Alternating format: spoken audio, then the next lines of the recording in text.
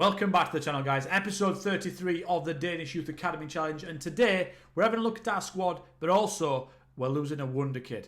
Let's do this. Firstly, guys, I would like to say apologies for the lack of videos. Obviously, like I mentioned before, I have been moving house, and we are in the new one. That's why it sounds a little bit echoey, because I've got nothing on the walls just yet. It's very bare. I've got the wallpaper behind me set up, ready, but nothing there. So if it sounds a little bit echoey, a little bit different, just bear with. I'll sort it out soon. The Wonderkid that we are losing is Oscar Hansen, our right winger. He is literally described as a Wonderkid, 19-year-old Wonderkid. He's off to Arsenal. 4 million with a percentage of profit from next sale of 50%. So he has got a current minimum fee release clause. It's 6.75 million to foreign clubs. Now, I think Coventry hit that. Coventry in the Premier League, and Coventry hit that at 6.75. So I thought, right, I can't lose him for just 6.75. I need to offer him out for lower and get a 50%, because in the future that will add up to more than 6.75.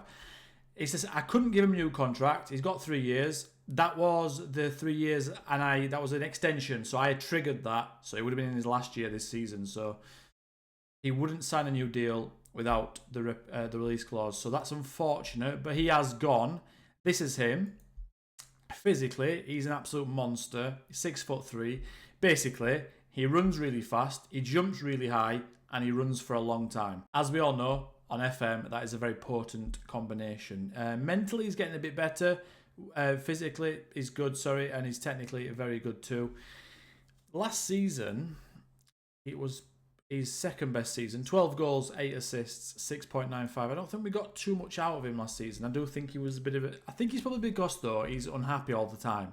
He's been happy for about 2 seasons since he's become a Wonderkid, and everyone's interested in him. Obviously, now there's only 4 teams, but before there was about 26 teams interested in him.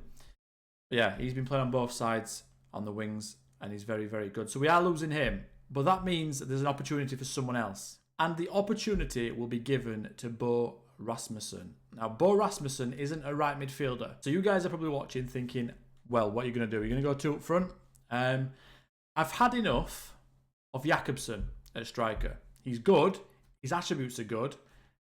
But he doesn't score enough goals. But I think Rasmussen will be the guy that propels us eventually to scoring. He scores on himself 30 goals in all competitions.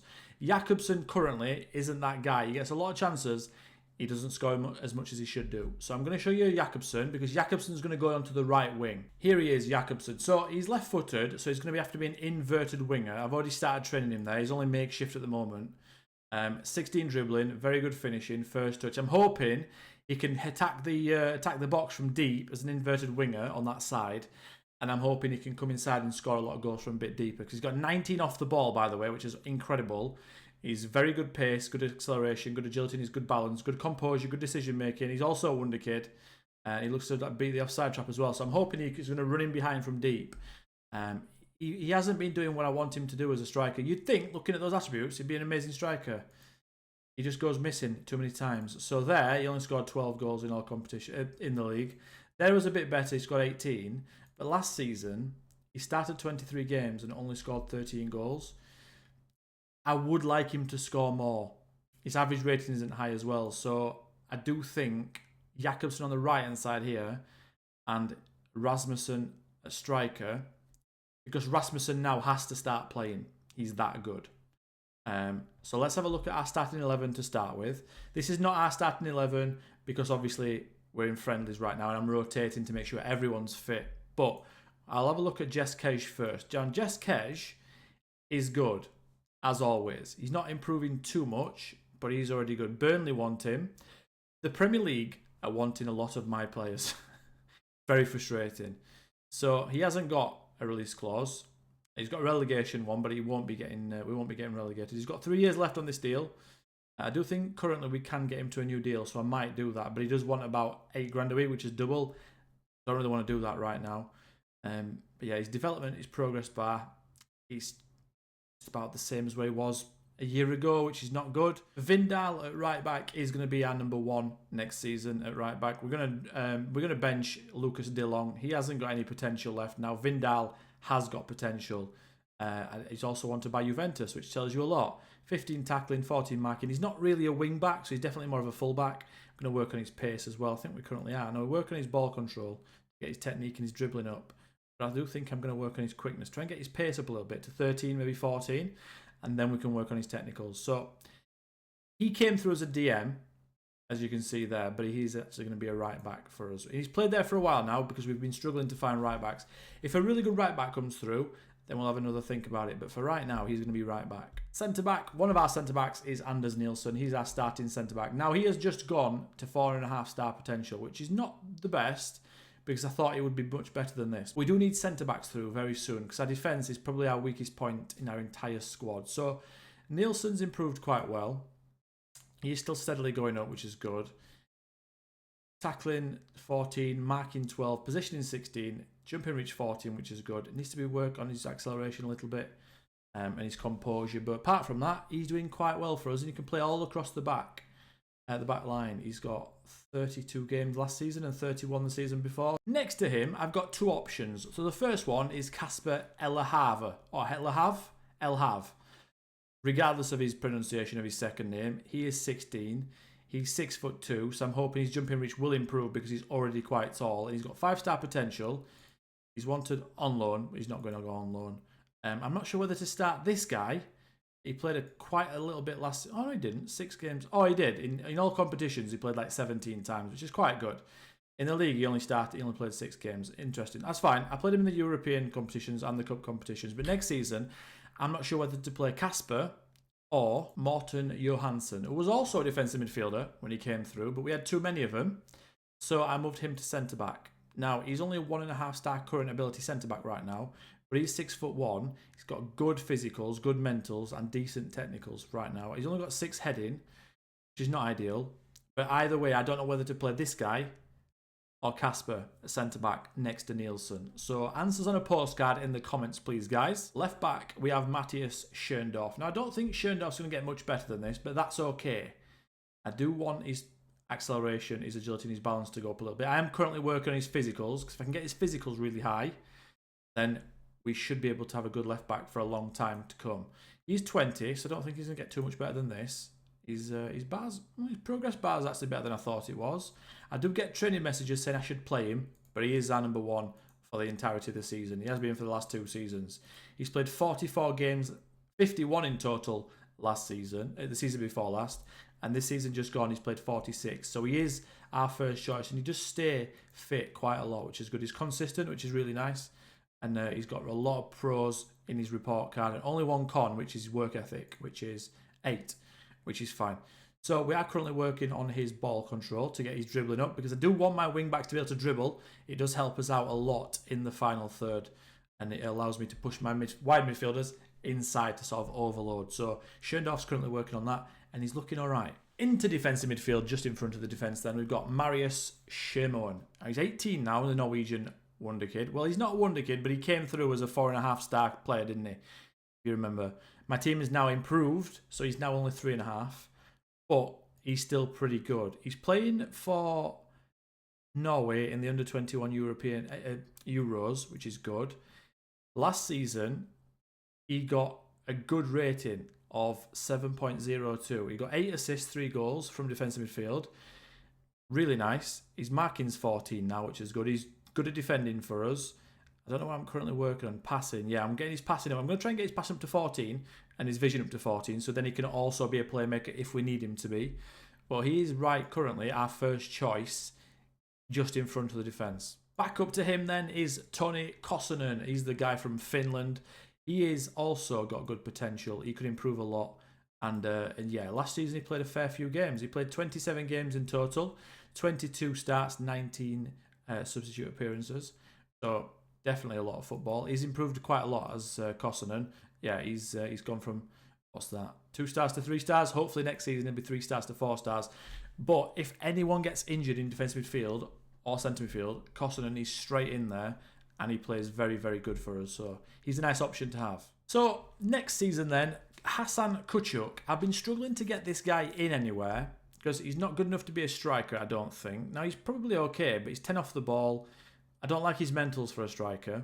Don't like his technique either. But I was thinking centre midfield, box to box, and that was an option for a while. I'll show you why it's not an option. The main thing is I'll need a backup left back. So I am currently trying to retrain him to a left back. Now, I know I did say the finishing was wasted, and it probably is, but he's got 12 tackling, 10 marking, 10 position. I can work on his defensive attributes. He's already got good crossing, good dribbling. Well, decent crossing and dribbling, but that'll improve. He's only 17, remember?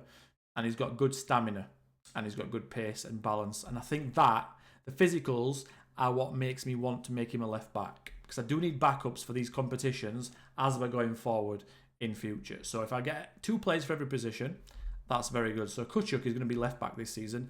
And it means that if Schöndorf at left back gets suspended or has a couple of injuries for a couple of weeks, it does mean I've got someone who can come straight in. And before, last season, I had to play Carsten Dyer, who was my left back in the second division, and now he's nowhere near good enough. So we've moved on from players like that now. And yeah, Kuchuk is going to be left back. Martin Gartenmann then. He's our centre midfield attack first choice. Now, he doesn't look like he's improving too much more. It says he could improve a lot, but he's already a leading player for our division, which is really, really good. The fans really like him. He scores a lot of goals. Last season, he scored 16 in all competitions. The season before that, he scored 19. So you're good for 15 goals plus from Gartenmann, which is really, really good.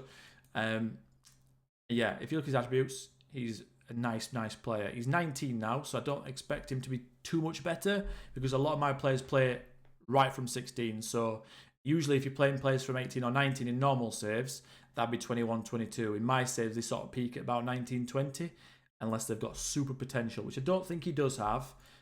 He's wanted by some good teams, Roma, Burnley, Leicester, etc. So he's a good player.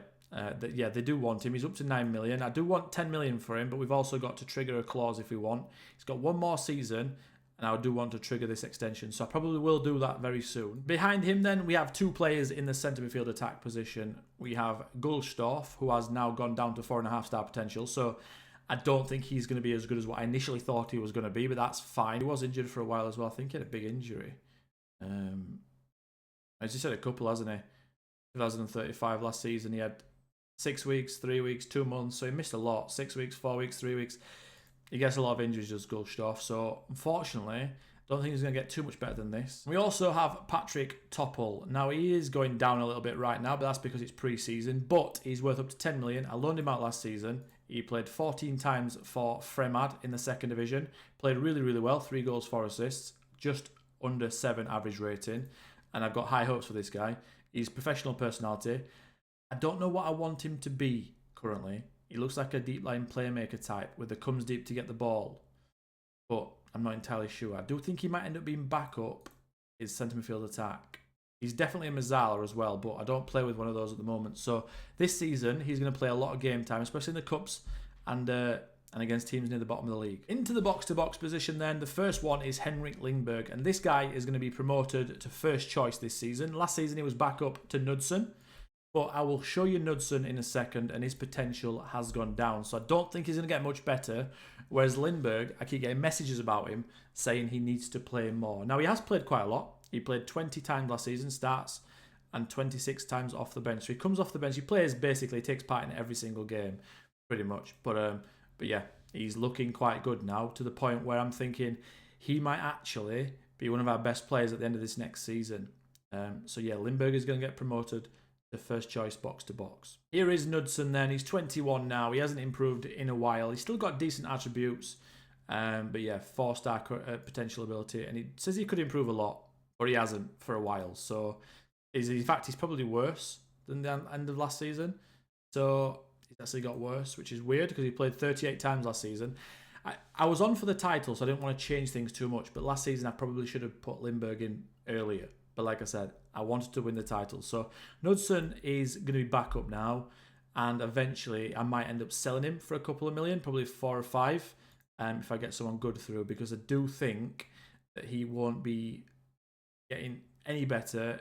And he's going to take away game time from players that could become very, very good. First choice left winger then, we've got Kasper Argason. Now, Kasper Argason is looking pretty good. Now, he's only got 10 dribbling, which is annoying, but he's worth up to 12 million, which is really nice.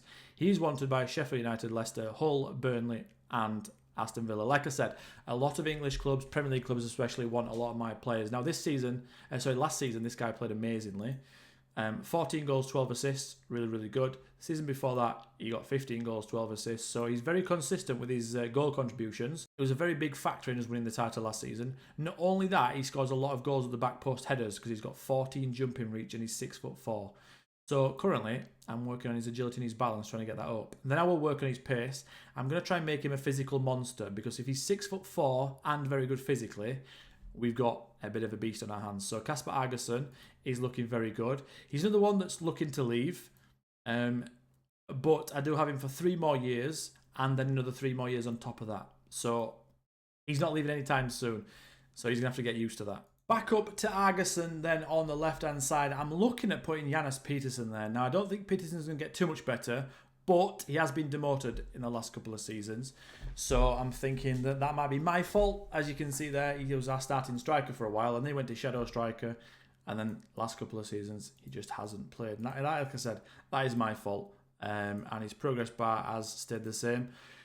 Fair enough. Now, his potential's still 5 stars, but he's a balanced personality. But I'm going to try and make him a bit quicker. I'm going to work on his acceleration. And I do think we might be able to get a good left midfielder out of him because he can dribble, he's got good first touch, composure, decision-making off the ball, passing, technique, vision. It's just his pace and his physicals that really letting him down for that left midfield position. So I think I'm going to make him backup left midfield. But if I do get a worldie through, then I'll probably sell Peterson. Just because I need to start selling some of these players rather than keeping hold of them, especially the ones that are not going to get much better because I could do with the money. Not in desperate need. I think we've got about 8 million in the club. In fact, if we have a look, 8 million, yeah. With the Champions League money coming in as well. And we've just had another upgrade to the youth facilities as well, guys. The training facilities are done in 1 week and the youth facilities are done in 5 months. At the end of the season, after I won the league, the board did come to me and say that they wanted to improve the youth facilities. So I was like, oh my God, yes, please do that. That was very nice. So that's good. The facilities are looking like this. We've got excellent training facilities, great youth facilities, exceptional academy coaching, and exceptional youth recruitment, which is really, really good. But other than that, guys, we are the champions, as we know. So we're going to defend that in the next episode. I'm going to be playing a lot of the game. I've got a lot of the room sorted out now. I will add to it so the echoing is a lot less. I can hear it myself, so I'm sure you guys can hear it. So just put up with that, like I said before. So please leave a like on the video, as always, guys, a subscription on the channel. And until next time, as always, I'll catch you then. Goodbye.